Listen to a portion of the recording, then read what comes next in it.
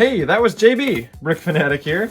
This video is going to be a showcase of this mock that I made a few days ago. This is going to be a dump truck. Now, a little bit of backstory on this. The reason I built this was I wanted to use this back piece. If you're not familiar with what element this is actually a LEGO Duplo piece from the Thomas the Tank Engine theme, and that was what inspired this mock. I've always wanted to do something with this piece, and I guess I just felt really inspired a couple days ago, and I just sat down and I built it. The build time for this was probably around 4.5 to 5 hours, and it just came out so nicely. I love the look of it. I think it looks very realistic. Let me show off some of the features of this first. We actually do have a working boom, or I guess I don't even know what this is called, but it does lift up. Now, unlike the real thing, whereas this would open up and then the things come out, because it's a static piece, nothing is going to fall out of there. But it does raise and lower with pneumatic things that make it look like it has pneumatics, and then you can, again, just lower it there, and it just works out very nicely.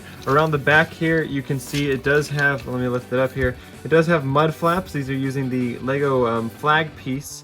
And then on the side you have just more detail for like the engine and the cooling and all that sort of thing. Raising the dump part back up, you can open this up, and there actually is some seats on the inside that can fit a minifigure. So let us put JB on the inside here. Close that back up. And as you can see, it does close properly. There's no hitting the head, and he just looks really, really cool in there. We can put this back down and we can drive him around. There are some quirks with this, however. If I were to put a plate all the way across here, you can see that this is very hard and it bows. For whatever reason, this is just not a good enough fit, and it completely bows, and that is not good for connection-wise. You saw it jump off of there. However, this connection right here is fine, so that is why on the bed of the truck I do have this tile here that is going to save just that space. And as you can see, there's a little lip there. And honestly, this does not look bad at all. I think it actually helps with the look of it. It makes this look less just like a straight up and down thing. It gives it more depth. Now, I did put some of these bars, the flag poles, on the sides to represent, I guess, the exhaust and emissions that do come out of vehicles such as this. This would be a diesel vehicle, so that's just kind of the big things that you see, and you hear that classic, it kind of sounds like that. That's kind of cool that it's able to make that noise. Now, a little bit of the build on the inside. This is just straight up instruction. Let me take this off so I can flip it. On the bottom here, it's very simple how it came together. I put it together very quickly. Again, this only took me 4 hours to design completely from scratch, and I'm just very happy with the result. We can take off the bed here like this, and you can see the bottom of it. I do have some details to represent kind of some suspension there.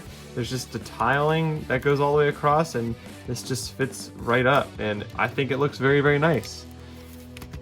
This is connected by a hinge, as you can see kind of in there.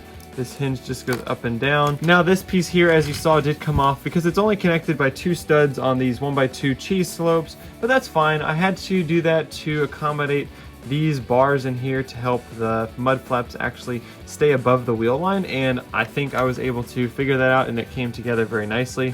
The front of it is attached with one of these 1x2 bracket pieces here, and I just think it kind of just matches perfectly. It lines up very nicely, and everything looks as realistic as I think I could make it. Overall, I'm very happy with this build. I did not know that I could make something this cool that quickly. I think it looks very, very nice. I would love to share the instructions with you guys. If you guys do want instructions, it'll be out at some point, probably for a cost, but it only took me 4 hours to design, so maybe like $1 or something like that just to get the instructions for these. But that's gonna wrap up this video. Thank you guys so much for watching, and I'll see you in the next one.